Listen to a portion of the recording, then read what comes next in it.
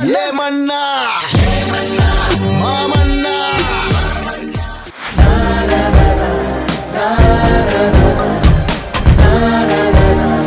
வணக்கம். மிக சிறந்த சொல் செயல்.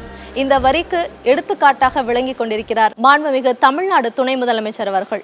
அவருடைய பிறந்த நாள் இன்றைக்கு. இந்த சிறப்பான நாள்ல ஒரு சிறப்பான அமர்வு. இந்த நிகழ்வுக்கு வருகை தந்திருக்கக்கூடிய மாண்புமிகு நாடாளுமன்ற உறுப்பினர் திரு கே.இ. பிரகாஷ் அவர்களை வருக என வரவேற்கிறோம். அவரை தொடர்ந்து மாண்புமிகு சட்டமன்ற உறுப்பினர் மாதவரம் சுதர்சனம் ஐயா அவர்கள் வருகை தந்திருக்கீங்க. வருக. கூடுதலாக இந்த நிகழ்ச்சியில பொதுமக்களும் கலந்திருக்கீங்க. அதுல முக்கியமா சேப்பாக்கம் தொகுதியிலிருந்து பல பேர் வந்திருக்கீங்க. துணை முதலமைச்சர் அவருடைய தொகுதி. அதை கடந்து மற்ற இடங்கள்ல இருந்துமே வந்திருக்கீங்க. வெல்கம். அண்ட் ரொம்ப முக்கியமானவங்க இந்த இடத்துல உட்கார்ந்துருக்காங்க. அதாவது சமீபத்துல கழக இளைஞரணி சார்பா என் உயிரினும் மேலான பேச்சு போட்டி நடத்தப்பட்டது. இந்த பேச்சு போட்டியில கிட்டத்தட்ட 17,000 பேர் கலந்துக்கிட்டாங்க. அதுல இருந்து 812 பேர் இறுதி போட்டிக்கு தேர்வு செய்யப்பட்டாங்க. அந்த போட்டியில கலந்துக்கிட்டு வெற்றி பெற்ற 2 பேரும் அந்த 812 பேர்ல இருக்கக்கூடிய மூவருமே இன்னைக்கு நிகழ்ச்சியில வந்திருக்காங்க. அவங்களையுமே வரவேற்கலாம். வாழ்த்துக்கள். ஒரு அற்புதமான நிகழ்வு இது அப்படின்னு தான் சொல்லணும். மாண்புமிகு துணை முதலமைச்சர் அவர்களுடைய பிறந்த நாளை ஒட்டி அவரை பத்தின பல விஷயங்களை நம்ம பேச போறோம். அதாவது அவர் துணை முதலமைச்சரா பதவி ஏற்ற பிறகு அவருடைய செயல்பாடுகள் அப்படின்னு பாத்தீங்கன்னா நம்ம எல்லாருமே ஆச்சரியத்துக்கு ஆழ்த்தி இருக்கு அப்படின்னு தான் சொல்லணும்.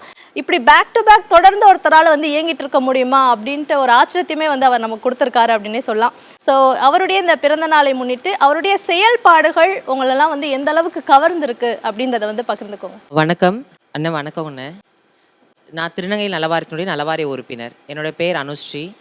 ரொம்ப சந்தோஷமாக இருக்குது. எத்தனை முறை அண்ணனை பற்றி பேசணுன்னாலும் பேசுகிறதுக்காக தயாராக இருக்கக்கூடிய நபர்கள் நாங்கள். ஏன்னா அந்த அளவுக்கு நாங்கள் அவரால் இன்னைக்கு இவ்வளோ ஒரு சுதந்திரமான சுவாச காற்று நாங்கள் சுவாசிக்கிறோன்னா அது எங்கள் அண்ணன் உதயநிதி அண்ணனால தான் அப்படின்றத இந்த இடத்துல நான் தெரிவிச்சுக்கிறேன். இந்த நாளில் அண்ணனுக்கு பிறந்தநாள் நாளில் அவரை பற்றி பேசுகிறதுக்கு எங்களுக்கு அவ்வளோ ஒரு சந்தோஷமாக இருக்குது. அண்ணனை நாங்கள் எந்த மாதிரி நேரத்தில் பார்த்தோன்னாக்கா, கொரோனான்ற ஒரு உயிர்கொல்லி நோய் நம்ம உலகத்தையே அச்சுறுத்தி இருந்த நேரத்தில் அண்ணா தொகுதியினுடைய சட்டமன்ற உறுப்பினராக தேர்வாகி வந்தார். ஆனால் அவர் தேர்வாகி வந்தவர் எங்கேயோ ஒரு இடத்துல இருந்து கண்காணிப்பு வேலைலாம் பார்க்கல. களத்தில் இறங்கி செயலாடுன ஒரு செயல் வீரராக தான் எங்களுக்கு அண்ணன் தெரிஞ்சார். அப்படி களத்தில் இறங்கி அவர் பார்க்கும் போது நாங்கள் அந்த கொரோனாவில் முன்கள பணியாளர்களாக வேலை செஞ்சுட்டு இருந்தோம் திருநங்கைகள். நாங்கள் எங்களை பார்க்கும் போது அண்ணன் எவ்வளோ பேர் இருந்தாலும் எங்களை ஃபஸ்ட்டு முதல்ல எங்களை தான் பார்ப்பாரு. பார்த்துட்டு சாப்பிட்டீங்களா, என்ன பண்ணுறீங்கன்னு தான் ஃபஸ்ட்டு வார்த்தையே கேட்பாரு. ஒரு தாய்க்கு மட்டும்தான் தான் பிள்ளைக்கு பசிக்குதான்ற ஒரு உணர்வு இருக்குது, இது புரிஞ்சிக்க முடியும். அந்த மாதிரி ஒரு தாய் உள்ளம் கொண்ட எங்கள் அண்ணன் சின்னவர் எங்களை பார்த்ததுமே பசிக்குதா, சாப்பிட்டீங்களா, என்ன பண்ணுறீங்க, சாப்பிட்டுட்டு வேலையை பாருங்கள் அப்படின்னு சொல்லுவார். ஒரு நாளைக்கு 10 முறையிலேருந்து 15 முறை வரைக்கும் பார்ப்போம் நாங்கள். எங்களுக்கு அவ்வளோ சந்தோஷமாக இருக்கும். எவ்வளோ பேர் எங்களுக்கு ஃபோன் பண்ணி கேட்பாங்க, பேசாமல் நாங்களும் உங்கள் தொகுதியில் ஒருத்தராக இருந்திருக்க கூடாதா அப்படின்னு கேட்பாங்க. அந்த அளவுக்கு அண்ணனை அடிக்கடி பார்க்குற கொடுப்பினை எங்களுக்கு இருந்தது. அண்ணன் தொகுதிக்கு பொறுப்பேற்ற உடனேயுமே என்ன பண்ணார்னா, நிறைய சாலைகள் அமைச்சு கொடுத்தாரு. சாலை வசதியே இல்லாத பல ஆண்டு காலமாக இருந்த இடத்துங்கள் கூட சாலை வசதி பண்ணி கொடுத்தாரு. மின் இணைப்புகள் இலவசமாக கொடுத்தாரு. குடிநீர் விநியோகங்கள் சரி பண்ணி கொடுத்தாரு. பல மக்களுக்கு, ஏழை எளிய மக்களுக்கு வீடு இல்லாத மக்களுக்கு வீடு அவருடைய சொந்த செலவில் வீடுகள் கொடுத்தாரு. கொரோனா போன்ற பேரிடர் காலங்களில் நாங்கள் எங்கள் வாழ்க்கை என்னடா இது கேள்விக்குறியாயிடுச்சு, என்ன பண்ணுவோம் அப்படின்னு நிற்கும் போது அவருடைய சுயநிதியிலேருந்து எங்களுக்கு மாதந்தோறும் மளிகை பொருட்களாக இருக்கட்டும், இல்லை அவருடைய காசுலேருந்து எங்களுக்கு மாதந்தோறும் 2,000 ரூபாய்ன்ற விதத்தில் எங்களுக்கு கொடுத்து உதவினாரு. திருநங்கைகளா எங்களுடைய விஷயத்துல என்னென்ன பண்ணிருப்பாருன்னு பாத்தீங்கன்னா, அதுதான் இப்ப அடுத்ததா கேட்க வந்த முக்கியமான விஷயமா அது பார்க்கப்படுது. சோ அத பத்தி சொல்லுங்க. நலவாரியம் ஒரு 3 ஆண்டு காலமா இந்த ஆட்சி அமைகிறதுக்கு முன்னாடி செயல்படாமலே இருந்தது. அப்படிப்பட்ட நலவாரியத்தை திரும்பியும் புதுப்பிச்சு நலவாரியத்தை இயங்க வைக்கிறதுக்கு முக்கிய காரணம் அண்ணன் தான். நலவாரியம் புதுப்பித்த உடனேயுமே நலவாரியத்தில் திருநங்கைகள் அடையாள அட்டைன்னு ஒன்று கொடுப்பாங்க. அது இருந்தால் தான் நம்மளால் அடுத்த விஷயத்தை கெட் பண்ணவே முடியும். அந்த நலவாரிய அடையாள அட்டையை அண்ணன் தான் எங்கள் தொகுதியில் இருக்கக்கூடிய யாருக்கெல்லாம் இல்லாமல் இருந்தோ அவங்க எல்லாருக்குமே அரேஞ்ச் பண்ணி கொடுத்தாரு. அரேஞ்ச் பண்ணி கொடுத்ததை பார்த்தோன்னே தமிழகம் முழுக்க உள்ள திருநங்கைகளுக்கு ஏன்னா எங்களுக்கெல்லாம் பண்ண மாட்டீங்களான்ற மாதிரி கேட்டார். தமிழகம் முழுக்க யாருக்கெல்லாம் திருநங்கை அடையாள அட்டை இல்லையோ அவங்க எல்லாருக்குமே அடையாள அட்டையை உடனே அவங்களுக்கு போட்டு கொடுத்து டி நகரில் ஒரு ஹால் எடுத்து அந்த இடத்துல ப்ரோக்ராம் பண்ணி கொடுத்தாரு. அப்போ அண்ணன் சொன்னார், உங்களுக்கு யாரும் இல்லைன்னு நீங்கள் என்றைக்கும் நினைக்கவே கூடாது, உங்களுடைய சகோதரனா என்றைக்குமே நான் இருக்கிறேன். என்னுடைய அலுவலக கதவு என்றைக்குமே உங்களுக்காக திறந்திருக்கும். எப்போனாலும் நீங்கள் யார் வேணாலும் தேடி வரலாம். என் தொகுதியில் இருக்கிறவங்க மட்டும்னு இல்லை, யார் வேணாலும் என்னை தேடி வந்து உங்கள் குறைகளை சொல்ல உங்களுக்கான அண்ணன் நான் இருக்கிறேன்னு சொல்லி வாக்குறுதி கொடுத்தாரு. நிச்சயமா. அதாவது திருநங்கைகள் அப்படின்ற பெயரை சூட்டி உங்களுக்கு வந்து மரியாதையை கொடுத்தவர் கலைஞர் அவர்கள் அப்படின்னா, உங்களுடைய வாழ்க்கையை நீங்க சிறப்பா வாழ்றதுக்கு வந்து வழிவகை செஞ்சு கொடுத்துட்டு இருக்காரு மாண்புமிகு முதலமைச்சர் அப்படின்னே சொல்லலாம். ஸோ வாழ்த்துக்கள் உங்களுக்கு. அவர் தொகுதியை சேர்ந்த மற்றவர்கள். இப்போ சாரை வந்து உங்க தொகுதிக்கு வராரு பாக்குறீங்க அப்படின்னா, என்ன போய் அவர்கிட்ட நீங்க பேசியிருக்கீங்க? சார் எப்படி ரெஸ்பாண்ட் பண்ணுவார் அதுக்கு? என் பெயர் தனுஸ்ரீ. அவரோட தொகுதியை சார்ந்து தான் நான் இருக்கேன். அவரை நேரில் பார்க்கும்போது நான் என்ன பேசினேன் அப்படின்னா, எங்கள் ஸ்கூலுக்குலாம் வந்து விசிட் பண்ணுவார். விசிட் பண்ணும்போது எப்பயுமே வந்து பசங்க படிக்கிறது, ஸ்போர்ட்ஸ் விஷயம் இந்த மாதிரி தான் வந்து நிறைய எங்களுக்கு ஃபெசிலிட்டிஸ் வந்து பண்ணி கொடுப்பாரு. அப்போ வந்து நல்லா படிக்கிற பசங்க, நல்லா படிக்காத பசங்கன்னு சொல்லிட்டு பிரிவுலாம் கிடையாது. எல்லாருக்கும் என்ன ஹெல்ப் வேணும், உங்களை குடும்ப சார்ந்தும் என்ன வேணும்னு சொல்லிட்டு நிறைய ஹெல்ப் விஷயமா பண்ணி கொடுப்பாரு. அப்போது நான் அவரை நேரடியாக பார்க்கும்போது நான் முதல்வன் ஸ்கீம் சொல்லிட்டு ஒரு ஸ்கீம் கொண்டு வந்தாங்க. அந்த ஸ்கீம் மூலியமா ஏழை எளிய பசங்க வந்து படிக்கலாம், உயர்வான கல்வி வந்து படிக்கக்கூடிய வாய்ப்பு வந்து கொடுத்தாங்க. எப்படின்னா, நார்மலான ஸ்டூடெண்ட்ஸ் வந்து இப்போ நாங்கள் டாக்டர் படிக்க முடியாது, எங்களால் வந்து இன்ஜினியரிங்ஸ் படிக்க முடியாது, அதுக்கேற்ற ஃபீஸ் ஃபெசிலிட்டிஸ் வந்து அதிகமாக இருக்கும். அந்த ஸ்கீம் மூலிமா படித்து வர பசங்க எல்லாருக்குமே வந்து ஒரு மிகப்பெரிய வாய்ப்பு அரேஞ்ச்மெண்ட் பண்ணி கொடுத்தாரு. நான் முதல்வன் ஸ்கீம் மூலியமாக தான் நான் படித்து இப்போ நான் வந்து ஏவியேஷன் ஃபீல்டில் இருக்கேன். அந்த ஃபீல்டுக்கு ஃபீஸ் கட்டுறதும் சரி, என்னை படிக்க வைக்கிறதும் சரி. எங்கள் வீடு ரொம்ப ஏழ்மையான குடும்பம், எனக்கு அப்பா கிடையாது. அவர் கிட்ட போய் நேரில் பேசினது என்னென்னா, சார் நான் நல்லா படிக்கணும், நான் படித்தது நார்மலான கவர்மெண்ட் ஸ்கூல், எனக்கு வந்து இந்த மாதிரி ஏவியேஷன் ஃபீல்டில் வந்து ஆசையாக இருக்குது சார், நான் படிக்கணும், ஆனால் அதுக்கேற்ற ஃபோர்ஸ் வந்து கிடையாது, நான் வந்து ஃபிஷர்மேன் சொசைட்டி, எப்படி நான் மேலே ஏறி வரது அப்படின்னு சொல்லி கேட்கும்போது, நீங்கள் படிங்க, எல்லா உதவியும் நாங்கள் செய்கிறோன்னு சொல்லிட்டு எனக்கு இப்போ ஏவியேஷன் ஃபீல்டு துறையில் நான் இருக்கேன். ஏர்லைன் அண்ட் ஏர்போர்ட் மேனேஜ்மெண்ட் படிச்சுட்ருக்கேன். அதுக்கேற்ற எல்லா பண உதவியுமே வந்து எங்கள் சார் தான் பண்ணி கொடுத்தாரு. நீங்கள் இன்னும் மேற்கொண்டு படிங்க, நான் உங்களுக்கு உதவி பண்ணுறேன்னு சொன்னது வந்து சார் மட்டும்தான், உதயநிதி சார் மட்டும்தான். இன்னும் ஸ்போர்ட்ஸ் ஃபெசிலிட்டிஸாக வந்து நிறைய பேருக்கு ஹெல்ப் பண்ணுறாரு எங்கள் தொகுதியில். எல்லா சின்ன ஸ்டூடெண்ட்ஸ் முதல் கொண்டுமே வந்து படிப்புக்கும் ஸ்போர்ட்ஸ்க்குமே வந்து நிறைய ஹெல்ப் பண்ணுறாரு. இன்னொன்று வந்து எங்கள் ஸ்கூலில் நான் படிக்கும்போது 6th to 12th வரைக்கும் படிக்கும்போது புதுமை பெண் சொல்லிட்டு ஒரு திட்டம் கொண்டு வந்தாங்க. அந்த திட்டத்தில் வந்து மாதம் 1000 ரூபாய் பெண் குழந்தைங்களுக்கு. இப்போ நான் காலேஜ் படிக்கிற டேஸ் கூடமே அந்த 1000 ரூபாய் வந்து நாங்கள் தான் வாங்கிட்டு இருக்கோம். அதுவுமே வந்து எங்கள் வீட்டு செலவுக்கு கூடமே ஒரு ஹெல்ப்ஃபுல்லாக இருக்குது. இன்னொன்று பார்த்தீங்கன்னா, கனவு காணுங்கள் சொல்லிட்டு ஒரு கல்லூரி பயணம். அது கனவு காணுங்கள் சொல்லிட்டு ஸ்கீம் எப்படின்னா, நார்மலான ஸ்டூடெண்ட்ஸ்க்கு நிறைய பேருக்கு வந்து தெரியாது, எப்படி படிக்கணும், படிப்புனா என்னன்னு சொல்லி தெரியாது. அந்த ஸ்கீம் கொண்டு போயிட்டு அட்வொகேட்னா என்ன, ஒரு துறையில் போயிட்டு எங்களுக்கு எல்லாரையும் கூட்டிகிட்டு வந்து அந்த ஸ்கீமில் படிக்க வச்சு காமிச்சார். படிப்புக்கும் ஸ்போர்ட்ஸுக்கும் இந்த சார் வந்த உடனே எங்களுக்கு ரொம்ப கிரேட்ஃபுல்லாக இருந்துச்சு. தெரியாத விஷயத்த கூட தெரிஞ்சுக்கிட்டோம். ஏவியேஷன்னா எனக்கு என்னன்னு தெரியாது, சார் தான் சொன்னார். இந்த மாதிரி ஏவியேஷன் ஃபீல்ட்ஸ்லாம் நிறைய இருக்குது, படிக்கலான்றது சொன்னது சார் மட்டும். அதாவது இன்றைய இளைஞர்களுடைய இதய நாடியா அவர் வந்து செயல்படுறாரு அப்படின்னு கூட வந்து நம்ம சொல்லலாம்னு நினைக்கிறேன். சரி, இப்போ வந்து அவங்க தொகுதியை சேர்ந்தவங்க வந்து பல விஷயங்கள் ஷேர் பண்ணாங்க. மற்ற தொகுதியில் இருக்கிறவங்க துணை முதலமைச்சர் வந்து அவர் பதவி ஏற்றிட்ட பிறகு அவருடைய செயல்பாடுகள் வந்து எப்படி பார்க்குறாங்க அப்படின்ற விஷயங்களை வந்து கேட்கலாம் அப்படின்னு நினைக்கிறேன். நீங்கள் எல்லாருமே சொல்லுங்கள். ஸோ துணை முதலமைச்சராக அவர் பதவி ஏற்றதுலேருந்து முன்னாடி வந்து விளையாட்டுத்துறைக்கு வந்து அமைச்சராக இருக்காங்க, அதை தொடர்ந்து துணை முதலமைச்சராக இருக்காங்க. அவருடைய பல செயல்பாடுகளை நம்ம பார்த்துட்டு தான் இருக்கோம். உங்களை வந்து கவர்ந்த விஷயங்கள்லாம் என்ன? நாங்கள் வந்து 116வது வட்டம் திருவல்லிக்கேணி சேப்பாக்கம் பிள்ளைனாலே செல்லை பிள்ளைனாலே எங்கள் உதயநிதி அண்ணன் தான் சொல்லுவோம். ஓகே. அண்ணன் வந்த பிறகு தான் பல ஆண்டுகள் பிறகு தனித்தனி வீட்டுக்கு தனித்தனி மின்சார வாரிய உரிமை எங்களுக்கு கொடுத்தாரு.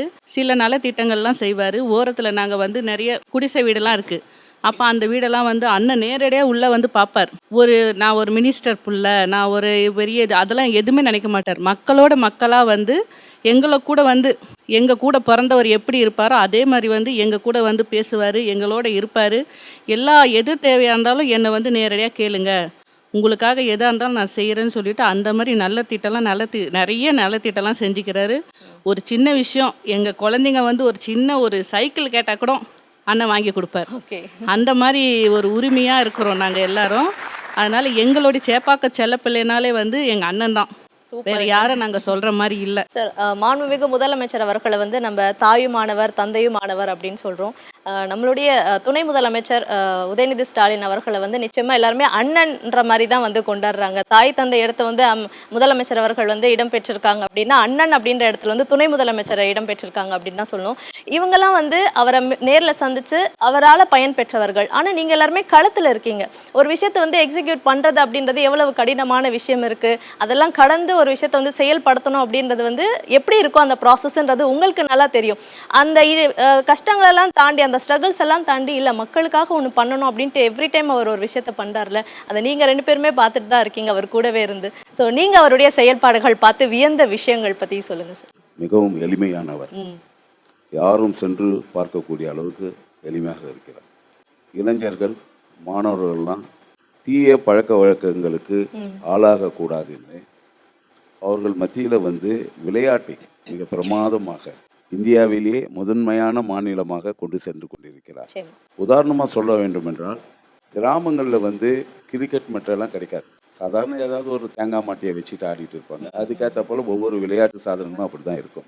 எல்லா ஊராட்சிகளுக்குமே 10 கிட்டுக்களை கொடுத்து இப்போது விளையாட்டு வந்து அதி முக்கியம் வாய்ந்த ஒரு சப்ஜெக்டாக கிராமங்களில் எல்லா இளைஞர்களும் மாணவர்கள் விளையாடக்கூடிய அளவுக்கு அந்த பொருள் இயங்கி கொண்டிருக்கின்றது.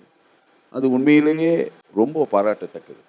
தமிழ்நாட்டை பொறுத்தவரை அவர் அமைச்சரான முதல், விளையாட்டுத்துறை அமைச்சரானது முதல், இந்தியாவிலே நடக்காத விளையாட்டுக்கள் எல்லாம் இங்கே கொண்டு வந்திருக்கிறார். விளையாட்டு வீரர்கள், நான் இதில் பங்கு பெற்று கொண்டிருக்கிறேன், நான் வந்து அங்கே போகணும், அயல்நாட்டுக்கு போகணும், பங்கு பெற வேண்டும் என்று அவர்களெல்லாம் வருவது உண்டு. ஆனால் இப்போது ஆயிரக்கணக்கானவர்கள் நேரடியாக அவரிடமே சென்று அந்த ஊக்கத்தொகையெல்லாம் வாங்குவது என்பது அவர்களுடைய ஒரு பெரிய எழுச்சியை உருவாக்கிறது. மாதவரத்தில் கூட 2-3 பேருக்கு இதுவரை 2 பேருக்கு 60,000 ரூபாயும் ஒரு பையனுக்கு 1 லட்சம் ரூபாயும் கொடுத்திருக்கிறார். அது வந்து எங்களுக்கெல்லாம் சட்டமன்ற உறுப்பினர் என்ற முறையில் ஒரு பெரிய பெருமையை தேடி தருகிறது. அது மட்டும் இல்லை, உங்களுக்கு தெரியும், செஸ் ஒலிம்பியாடுக்கு அப்புறம் செஸ் விளையாட்டில் இங்கே எந்த அளவுக்கு நம்ம உலக அளவில் குகேஸு, பிரக்ஞானந்தா அவங்களாம் பெயர் பெற்றிருக்கிறாங்க. இன்னும் இளைஞர் மத்தியில், மாணவர்கள் மத்தியில் இந்த விளையாட்டு ரொம்ப பிரமாதமாக வளர்ந்து வருகிறது. களத்தில் இருக்கோம் நாங்களாம், எம்எல்ஏன்றலாம் ஊர்களுக்கு அடிக்கடி மக்களை சந்திக்கிற நேரத்தில் இந்த சிறப்பு திட்ட அமலாக்கத்துறையும் இவர் வசம்தான் இருக்குது. இவர் தான் பண்ணிகிட்டு இருக்கார். 1,16,00,000 பெண்களுக்கு உரிமை தொகையை கொடுத்தது சும்மா பட்டனு தட்டினா போதும், எல்லாமே அங்கே போய் பேங்க் அக்கௌண்ட்டுக்கு போய் வந்து அது வந்து அவருடைய அப்ளிகேஷன் ஆஃப் மைண்ட். மாண்புமிகு துணை முதல்வராக பொறுப்பேற்றதுலேருந்து மழை, இங்கே சென்னையில் இருக்கிற மழை எல்லா இடத்துக்குமே, நூக்கன் கார்னர் எல்லாத்துக்குமே ஒரு விசிட் வச்சுட்டார். இப்போ கூட மழை நின்ன பிறகு கூட எந்தெந்த இடங்கள்லாம் பாதிக்கப்பட்டதோ அதையெல்லாம் பார்வையிட்டு அதற்கு என்ன மாதிரி திட்டங்கள் கொண்டு வந்து அடுத்த முறை அந்த இடங்கள்லாம் பாதிக்காத அளவுக்கு எப்படி செய்ய வேண்டும் என்று திட்டங்களை நிறைவேற்றும் என்று பார்த்து கொண்டிருக்கிறார்.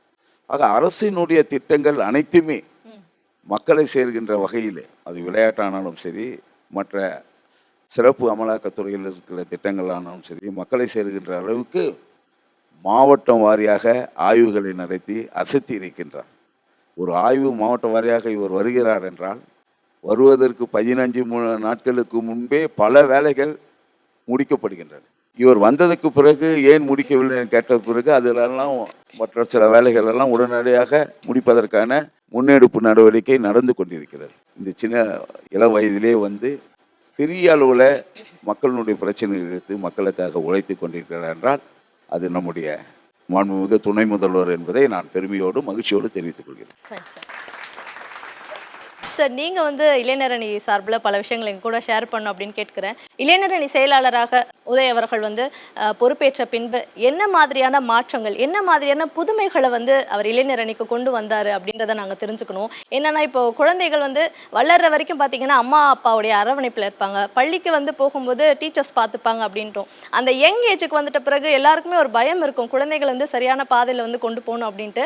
பட் நம்மளுடைய மாண்புமிகு துணை முதலமைச்சர் பார்த்தீங்கன்னா இளைஞர்களை வந்து மிக சிறந்த பாதையில் வந்து கொண்டு போயிட்டு இருக்காரு. அந்த ஸ்போர்ட்ஸ்ன்ற ஒரு விஷயத்துல வந்து எல்லாருமே கவனம் செலுத்த வச்சுட்டு இருக்காரு அப்படின்ட்டு சாருமே சில விஷயங்கள் சொல்லியிருந்தாங்க. அருமையா இருந்தது. அவருடைய செயல்பாடுகள் இளைஞரணி செயலாளராக எந்த அளவுக்கு சிறப்பாக இருக்கு அப்படின்ட்டு சில வார்த்தைகள் சார். 2019ஆம் ஆண்டு ஜூலை மாதம் அண்ணா இளைஞரணி செயலாளராக பொறுப்பேற்றாங்க.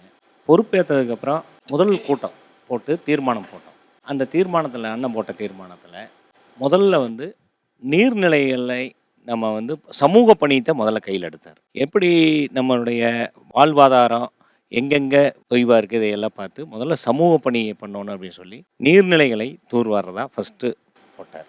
அடுத்தது நம்ம இளைஞர்கள் ஒரு தொகுதிக்கு ஒரு 10,000 பேர் நம்ம உறுப்பினர்கள் இருக்கிற அளவுக்கு நம்ம பாதுகாத்துக்கணும், விரும்பி வர்றாங்க, அவங்கள வந்து நீங்கள் நேரடியாக சந்திக்கணும்னு போட்டார்.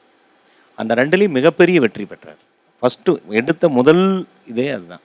அதில் ரொம்ப அருமையாக வெற்றி பெற்று நம்ம இளைஞர் அணியை அண்ணன் தளபதி அவர்கள் தோற்றுவித்து கிட்டத்தட்ட இன்றைக்கி 50 ஆண்டு காலத்தை நெருங்கி கொண்டிருக்கிறது. அந்த அமைப்பை இன்று ஒரு தனி இயக்கமாக, அதாவது அதை பல மடங்கு தலைவர் உருவாக்கி கொடுத்ததை இன்றைக்கி பல மடங்கு அதிகப்படுத்தி இருக்கிறார். அதுக்கு அடுத்த கட்டமாக அவர் பார்த்திங்கன்னா இப்போது அந்த உறுப்பினர்கள் சேர்க்கை முடிந்ததுக்கப்புறம் மறுபடியும் இப்போது ஒரு 5 வருஷம் ஆயிடுச்சு. இப்போ என்ன பண்ணியிருக்கிறோம், அண்ணன் உதயாண்ணா வந்து இந்த இளைஞரணி வந்து இன்னும் நீங்கள் இல்லம் தோறும் இளைஞரணின்னு ஒன்று வைங்க. ஏன்னா நீங்கள் நேரடியாக அவங்கள போய் நீங்கள் அப்ரோச் பண்ணுங்கள். அவங்க சரி நாங்கள் சேர்ந்துக்கிறோம், நம்ம திட்டங்கள் நிறைய நம்ம செஞ்சிட்ருக்குறோம். இந்த 3 வருஷத்தில் வந்து நம்ம திட்டங்கள் சென்றடையாத கிராம வீடுகளே கிடையாது. தலைவர் அவர்கள் அண்ணன் உதயாண்ணனுக்கு வந்து நாங்கள் அமைச்சர் பொறுப்பு கொடுக்கணும்னு சொல்லி நாங்கள்லாம் வற்புறுத்தினப்போ அண்ணன் அன்பில் மகேசன் தான் முதல்ல இதில் குரல் கொடுத்தாரு. வற்புறுத்தினப்போ உங்களுக்கு பனிஷ்மெண்ட்டுனா விளையாட்டுத்துறைக்கு மாற்றுவாங்க, எல்லாத்துக்குமே தெரிஞ்ச விஷயம்தான். கடைசி துறையை கொடுத்தாரு.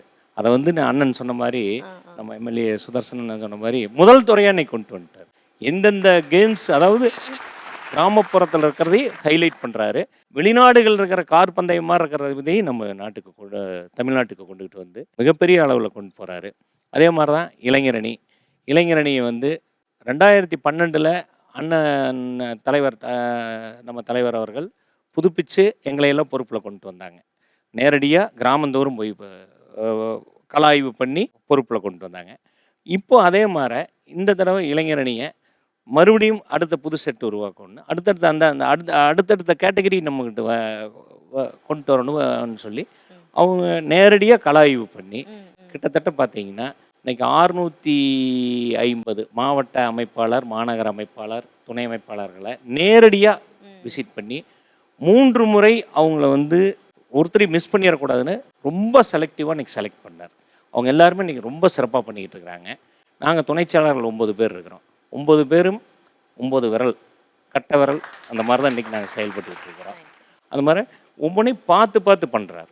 உதாரணத்துக்கு என்னோடய விஷயத்துலேயே நான் சொல்லணும்னு நினச்சேன்னா, எனக்கு நாடாளுமன்ற உறுப்பினராக அறிவிக்கப்பட்ட அண்ணன் அறிவித்த உடனேயுமே கேம்பெயினுக்கு வந்தார். ஒரு இளைஞரை எப்படி பாதுகாக்கிறாருங்கிறதுக்கு ஒரே ஒரு சப்ஜெக்ட் சொல்கிறேங்க. அதில் வந்துட்டு கேம்பெயினில் வந்து ஒரு வார்த்தை சொன்னார் பேசுகிறப்போ. ரொம்ப எனக்கு வந்து அங்கே கண்ணீரே வந்துருச்சு. நான் எல்லா தொகுதிக்கும் கேம்பெயின் போகிறேன். அதில் வந்து முத்தமிழறிஞர் கலைஞர் வேட்பாளர், அண்ணன் தளபதி அவர்கள் தலைவர் அவர்கள் வேட்பாளர்னு சொல்லுவேன். ஆனால் இந்த தொகுதி பொறுத்த வரைக்கும் நான் தான் வேட்பாளர்னார்.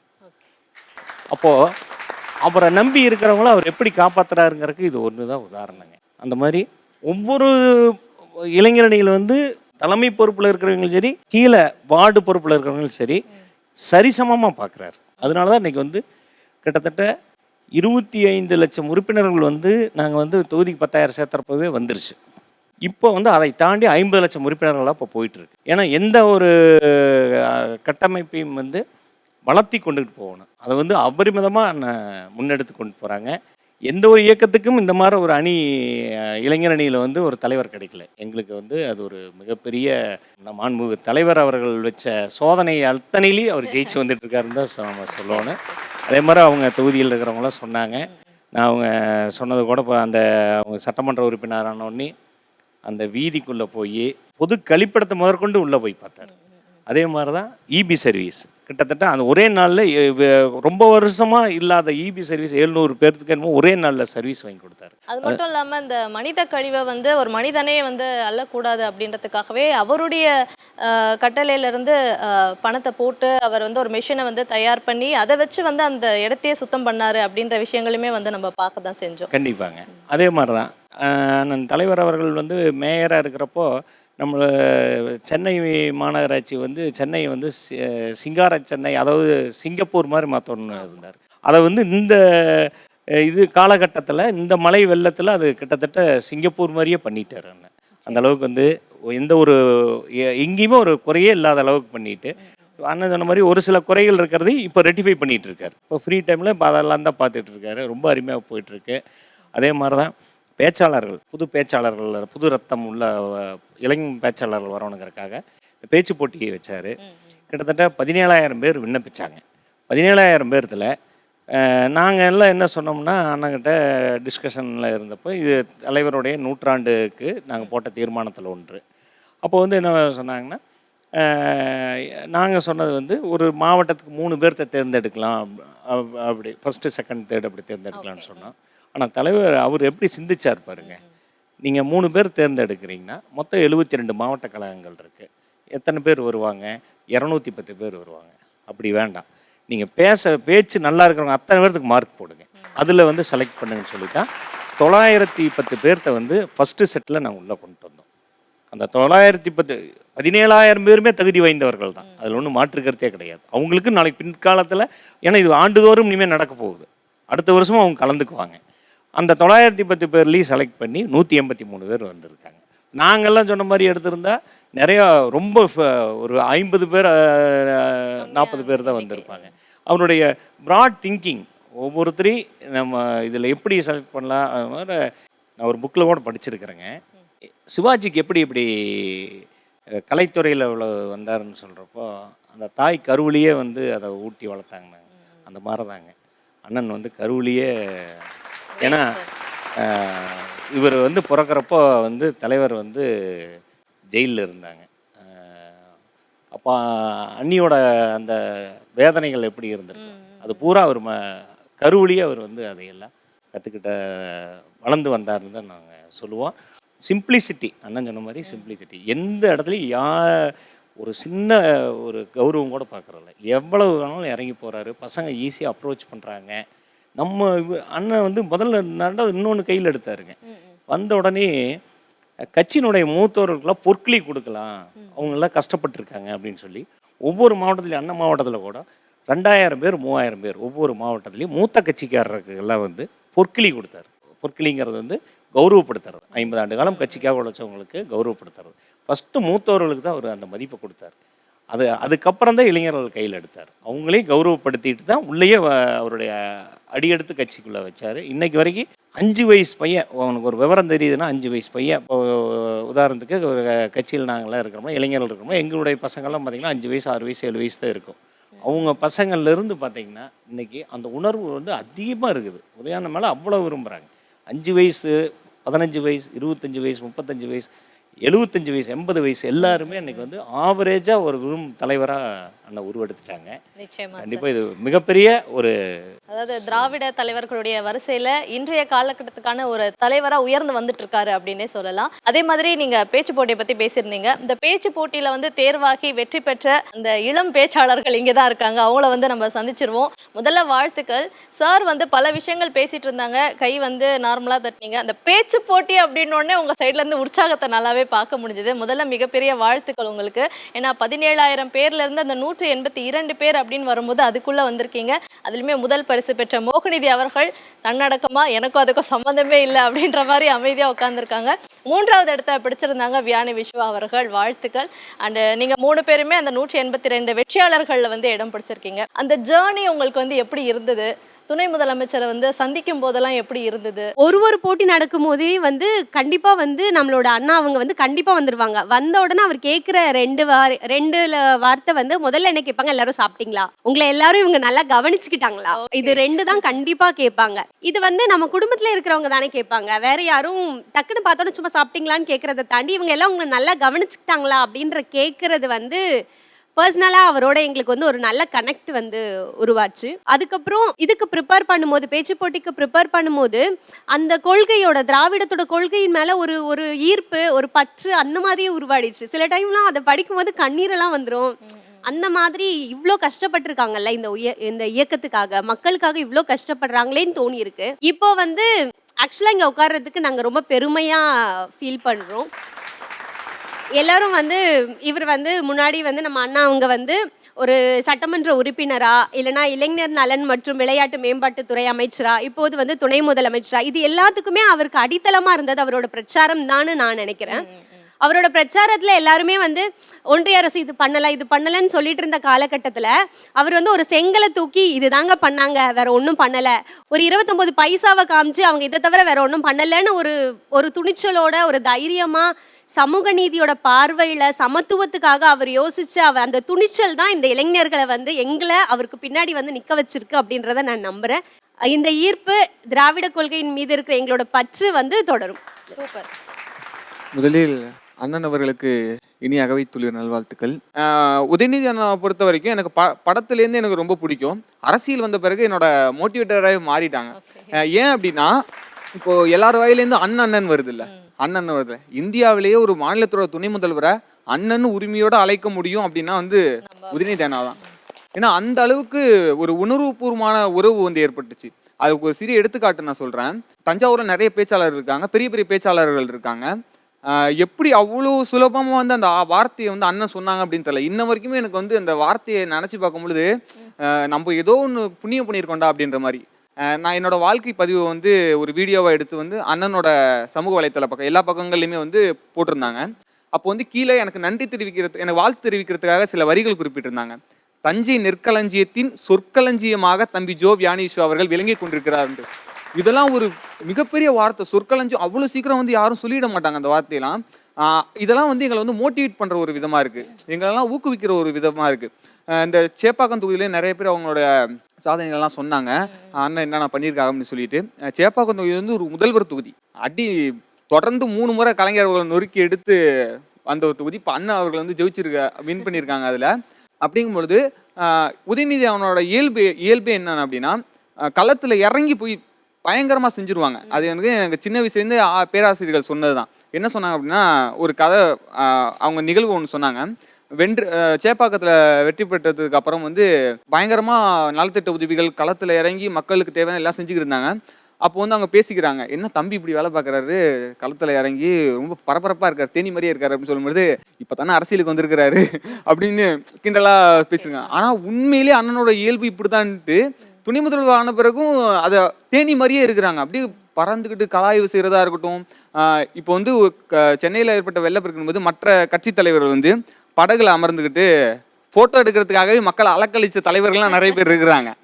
அப்படி இருக்கிற சூழ்நிலையில மக்களோட மக்களாக களத்தில் இறங்கியது எத்தனை மணியாக இருந்தாலும் சரி, இரவு முழுக்க களத்தில் இறங்கி நிற்கிற ஒரு தலைவர் வந்து அண்ணன் உதயநிதி அவர்கள் தான். அதனால தான் எனக்கு அவங்கள வந்து அவ்வளோ பிடிச்சிச்சு.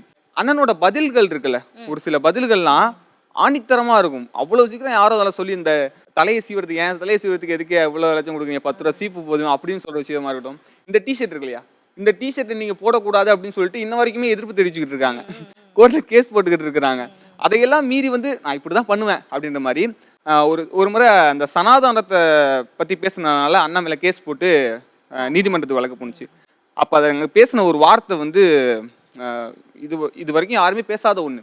ஏன்னா வந்து 20 நூற்றாண்டு காலத்துலேருந்து எங்களுடைய தலைவர்கள் எல்லாம் தந்தை பெரியார் சனாதனத்தை எடுத்திருக்காங்க, பேரறிஞர் அண்ணா பேசியிருக்காங்க, முத்தமிழறிஞர் கலைஞர் பேசியிருக்கிறாங்க, இப்போ தலைவர் தளபதி அவர்கள் பேசிக்கிட்டு இருக்காங்க.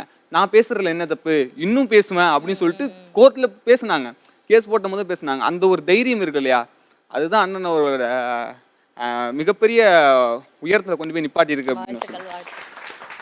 மாண்புமிகு துணை முதல்வர் அவரை குறித்து சொல்ல வேண்டும் என்றால், உண்மை எனக்கு ஒரு ஷாக்கிங்கான விஷயமா இருக்கிறது என்னன்னா, இப்போ பேசும்போது சகோதரி அவங்க பேசினாங்க, எனக்கு வந்து ஏவியேஷனில் படிக்கிறதுக்கு ஏற்பாடு பண்ணி கொடுத்தாருன்னு. எனக்கு வந்து ஏவியேஷனில் அவர் ஏற்பாடு பண்ணி கொடுத்தது ஷாக்கிங்காக தெரியல. அவங்க சொல்லும் போது பேசுகிறாங்க பார்த்தீங்களா, இந்த மாதிரி அண்ணன் வந்தார், நின்னார், என்ன வேணும்னு கேட்டார், நான் சொன்னேன், அவர் செஞ்சு கொடுத்தாரு. இந்த ஒரு ஃப்ளோ ஆஃப் கான்வர்சேஷன் இருக்கு, எனக்கு அது ஷாக்கிங்காக இருக்குது. அதாவது 7.5 கோடி மக்களுடைய ஒரு துணை முதல்வர் அவ்வளோ சீக்கிரம், இதுக்கு முன்னாடி இருந்த அதிகாரிகள்லாம் பார்த்துருக்குறோம், அரசியல்வாதிகள் பார்த்துருக்குறோம், இவங்க இப்போ பேசுகிறவங்க எல்லாம் இப்போ சொல்கிறது வந்து ரொம்ப கேஷுவலாக இருக்குது. இப்போது சமீபத்தில் நடந்த ஒரு செய்தி, வண்ணாரப்பேட்டையில் ஒரு சகோதரி ஒருத்தங்க, காசிமான ஒரு சகோதரி, கேரம் வீராங்கனை, வெற்றி பெற்று சர்வதேச அளவில் தங்க விருது பெற்று வந்திருக்கிறாங்க. அவங்க வந்ததுக்கப்புறம் அவங்கள புகைப்படம் எடுக்கிறதுக்கு, அவங்கள குறித்து ஆராய்ச்சி செய்கிறதுக்காக சமூக ஊடகங்களும் ஊடக செய்தியாளர்களும் போகிறாங்க. அப்படி போறப்ப அப்பதான் அவங்களுக்கு தெரிய வருது இந்த காசிமாவை இன்னைக்கு தான் சமூக ஊடகம் பாய்ச்சுது. ஆனா இதே காசிமான்ற சகோதரியை 6 மாதங்களுக்கு முன்பதாக ஜூலை மாசமே மாண்புமிகு துணை முதல்வர்கள் கண்டுபிடிச்சு அந்த சகோதரிக்கு 1.5 லட்சம் ரூபாய் ஊக்கத்தொகை கொடுத்து அவங்க மேலும் மேலும் வளர்வதற்கான வாய்ப்புகளை கொடுத்து அவங்கள ஊக்கப்படுத்தி இன்னைக்கு சர்வதேச அளவில் தங்க விருது வாங்குவதற்கு துணை முதல்வர்கள் உதவி செஞ்சிருக்காரு. சீஃப் மினிஸ்டர் ட்ராஃபில வந்து 12 லட்சம் பேர் போட்டி போட்டிருக்காங்கட்டு. நான் ஒரு விஷயத்தை பதிவு செய்கிறேன். மற்ற நிறுவனங்கள் நடத்துகிற போட்டிக்கும் இந்த முதலமைச்சர் சுழற்சி கோப்பைக்கான அந்த போட்டிக்கும் என்ன வித்தியாசம்னா 12 லட்சம் பேர் பங்கு பெற்றது மட்டுமல்ல, அந்த 12 லட்சம் பேருடைய பெயர்களும் அவர்களுக்கான திறமையும் பதிவு செய்யப்பட்டிருக்கிறது.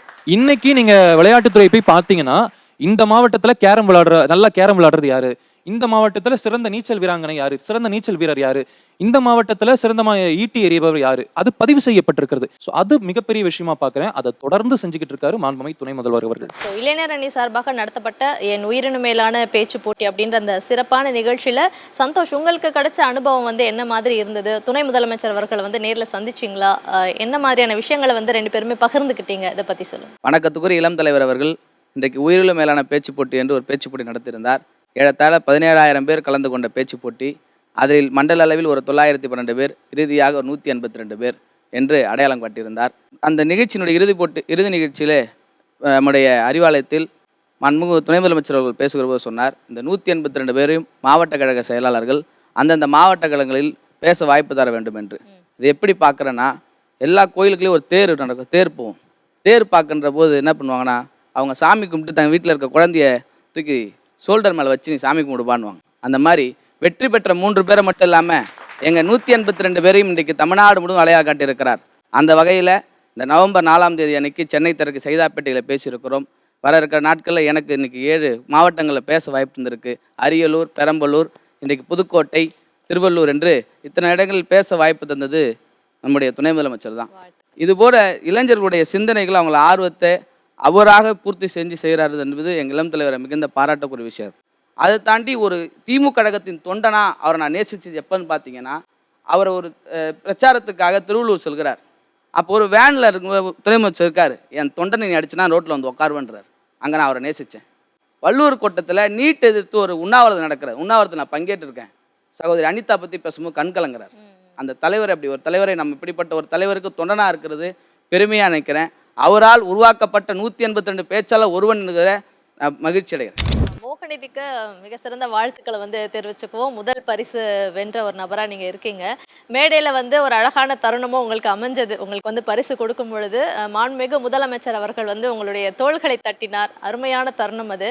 ஸோ அந்த மொமெண்ட்டில் என்ன தோணுச்சு அப்படின்னா, தோளை தட்டும் தலைவன் மட்டுமல்ல, தோள் கொடுக்கும் தலைவனாகத்தான் வந்து மாண்புமிகு முதலமைச்சர் அவர்கள் இயங்கிக் கொண்டிருக்கிறார்கள். துணை முதலமைச்சர் அவர்களுக்கு வந்து வழிவகை செய்து கொண்டிருக்கிறார்கள் அப்படின்னு தான் வந்து சொல்லணும். முதல் பரிசு வென்ற நீங்கள் எந்த அளவுக்கு மகிழ்ச்சியாக இருக்கீங்க? இந்த என் உயிரினு மேலான பேச்சு போட்டு என்ன மாதிரியான ஒரு அனுபவத்தை உங்களுக்கு வந்து கொடுத்தது? இளந்தலைவருக்கு பிறந்தநாள் வாழ்த்துக்கள். இந்த உயிரினு மேலான பேச்சு போட்டியில் நீங்கள் சொல்லும்போது அந்த தோளில் தட்டுற விஷயத்த சொன்னீங்கல்ல, அந்த இடத்துல தான் இளந்தலைவரை பார்க்குறேன். நான் போயிட்டு கை கொடுக்க போகும்போது மேடையில் பேசிட்டேன். தலைவர் தளபதி அவர்கள் அப்பொழுது என்னை தோளை தட்டினார், நான் இந்த இடத்துக்கு வந்துட்டேன் அப்படின்ட்டு.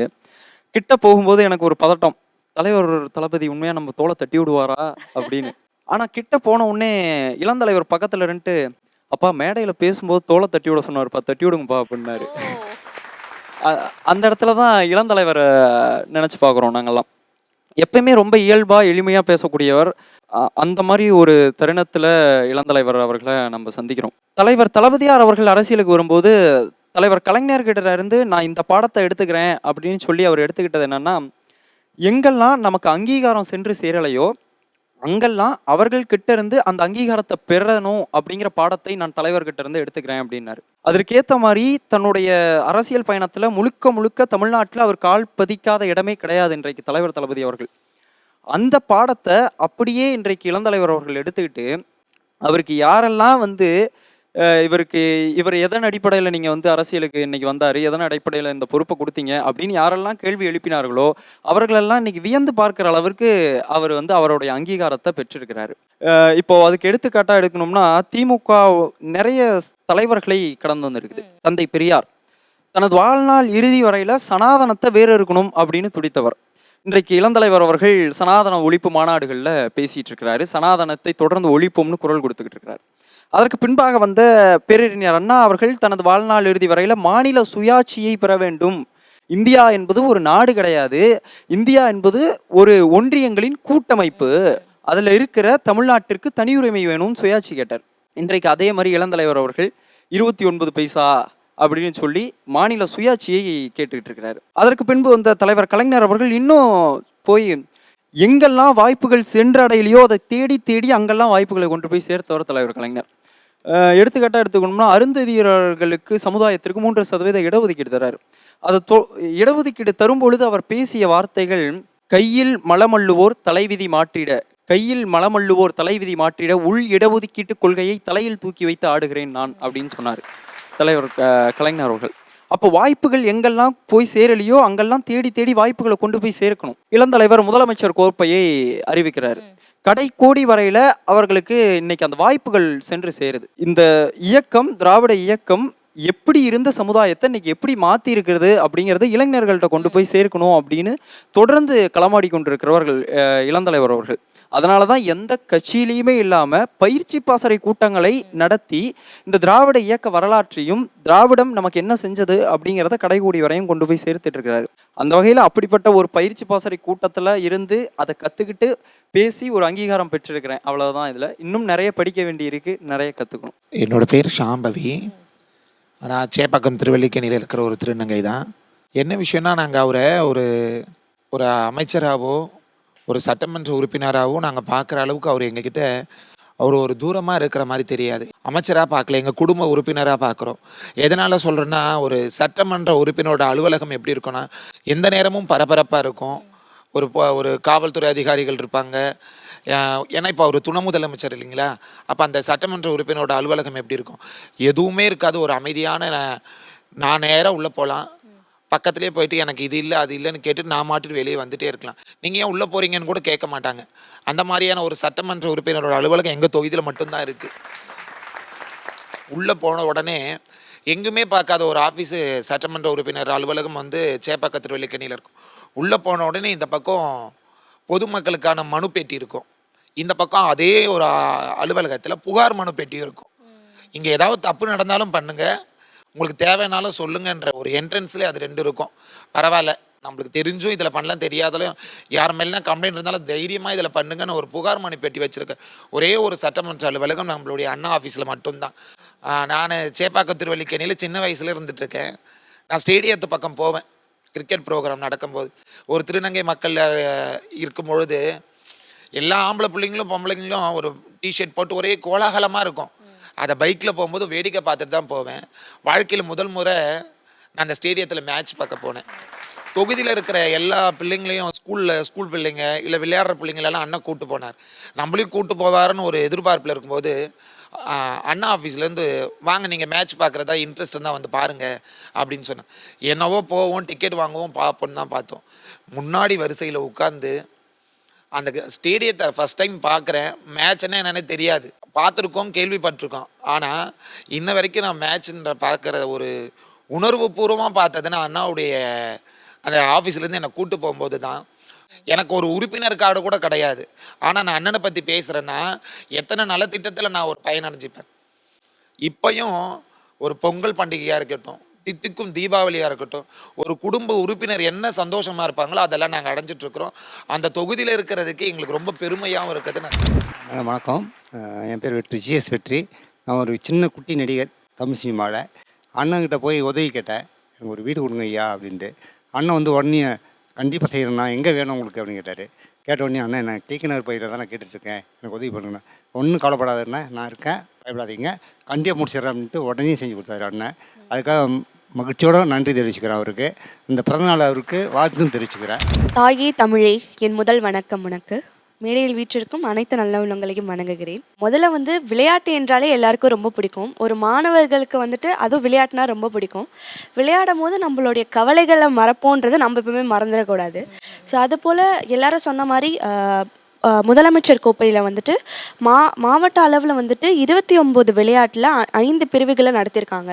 இன்னும் சொல்ல போனோன்னா இப்போ கடந்த பிப்ரவரி 8ஆம் தேதி வந்துட்டு ஸ்போர்ட்ஸ் ஸ்டார் ஏசிசி அப்படின்ற ஒரு விருது வழங்கும் விழாவில் போட்டிகளை சிறப்பாக நடத்தியதற்காக நம்ம இளைஞர் நலம் மற்றும் விளையாட்டுத்துறைக்கு வந்துட்டு அவார்ட் கொடுத்துருக்காங்க. சிறந்த மாணவன்ற அவார்ட் கொடுத்துருக்காங்க. ஸோ அது இந்த நேரத்தில் பதிவு பண்ணணும்னு நான் நினைக்கிறேன்.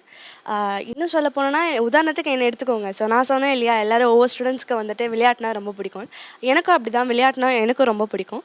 நானும் கின்னஸ் வேர்ல்ட் ரெக்கார்ட் பண்ணியிருக்கேன். அது மட்டும் இல்லாமல் கலைத்திருவிழாவில் வந்துட்டு தேசிய அளவுலேயும் தேசிய விருது பெற்றிருக்கேன். ஸோ இதில் இன்னும் விளையாட்டில் பார்த்திங்கன்னா நான் இப்போது கோத்ரூ பண்ணும்போது அவ்வளோ ஸ்கீம்ஸ் இருந்தது. So mission medal international schemes, அதுக்கப்புறம் தமிழ்நாடு கேப்ஷன் ஃபவுண்டேஷன் அவ்வளோ ஸ்கீம்ஸ் இருந்தது. அதுக்கப்புறம் சாம்பியன் டெவலப்மெண்ட் ஸ்கீம்ஸ். ஸோ இது போன்ற நிறைய ஸ்கீம்ஸ் வச்சுருக்காங்க. ஸோ இது நிறைய பேருக்கு இன்னும் வெளியில் தெரியணும், அதை அவங்க பயன்படுத்தணும்னு நான் நினைக்கிறேன். சர்வதேச மற்றும் தேசிய அளவிலான வீரர்கள் விளையாண்டுட்டு வரும்போது அவங்களுக்கு ஒரு ஊக்குவிக்கும் விதமாக ஒரு 3% இடஒதுக்கீடு, அதாவது அவங்களுடைய ஃப்யூச்சர் ஒர்க்காக அதெல்லாம் வந்து கொடுக்குறாங்க. இதை விட இன்னொன்று ஒரு சிறப்பு என்னென்னா வந்துட்டு, இப்போ நீங்கள் விளையாடுறீங்க, பண்ண போகிறீங்க, ஊக்குவிக்கிறீங்க, அது ஓகே. இப்போ அவங்க ஒரு வயசாகி ஒரு 58 இயர்ஸ் ஆனதுக்கப்புறமா அவங்களுக்கு ஒரு ஓய்வூதியமாக 6000 ரூபாய் கொடுத்துட்டு வந்துட்டுருக்காங்க. ஸோ இதெல்லாம் வந்து ரொம்ப பெரிய விஷயம். ஸோ இங்கே இருக்கக்கூடிய அத்தனை பேருமே வந்து மாண்புமிகு துணை முதலமைச்சர் அவர்கள் வந்து நிச்சயமாக நேரில் சந்திச்சிருப்பீங்க. சின்ன ஒரு உரையாடலாவது உங்களுக்குள்ளே வந்து நடந்திருக்கும். சில பேர் நிறைய பகிர்ந்துக்கிட்டீங்க, இன்னும் சில பேர் வந்து அந்த விஷயங்களை பகிர்றதுக்காக ஆவலாக இருப்பீங்க அப்படின்னு தெரிய வருது. வணக்கம், என் பேர் நிவேதா. நான் இப்போ கடந்த ஆண்டு +2 பொதுத் தேர்வு எழுதிய ஒரே திருநங்கை நான் தான், தேர்ச்சி பெற்றேன். அதுக்கு அண்ணாவை போய் பார்த்தேன். அண்ணாவை வர சொல்லி என்னை பார்க்க வச்சாங்க. ரொம்ப சந்தோஷம். அப்போ வந்து இதுக்கு மேலேயும் படிமா, இதை விட்டுறாத, உனக்கு உயர்கல்விக்கு எந்த ஹெல்ப் வேணாலும் பண்ணுறேன்னு இருக்காரு. இப்போ நேற்று தான் எனக்கு ஜட்ஜ்மெண்ட் வந்தது. கால்நடை மருத்துவருக்கு எனக்கு ஒரு சீட் தர சொல்லி கிடச்சிருக்கு. ரொம்ப சந்தோஷமாக இருக்குது. எனது பேர் பிரபு பிரபு. நம்ம மாதாவரம் தொகுதியிலேருந்து வந்திருக்கேன். கலைஞர் வந்து அண்ணா இறந்த போது இந்த வரியை சொன்னார். மூவேந்தர் முக்கொடி முக்கணியென மும்மவர் சார்த்தவர் தமிழர்.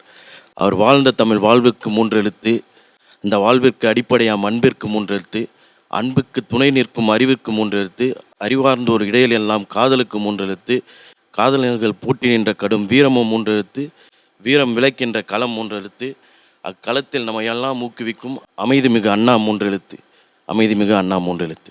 அதாவது நான் வந்து SDAT பற்றி பேசலான்னு இருந்தேன், அதெல்லாம் எங்கள் அண்ணனே சொல்லிட்டாரு. அதுதான் முக்கியமாக சொல்லுவேன். Sports development authority of India. இது வந்து அண்ணன் பண்ணது என்னன்னா, நம்ம தமிழ்நாட்டுக்கு ஒரு மிகப்பெரிய அங்கீகாரம் உலகளாவிய. அதாவது வந்து FID செஸ் ஒலிம்பியாடு, அப்புறம் ஃபார்முலா F1 சர்க்கியூட்டு, இப்போ அடுத்ததாக நம்ம தலை கூட அங்கீகாரமாக அந்த காரில் போட்டிருக்காரு.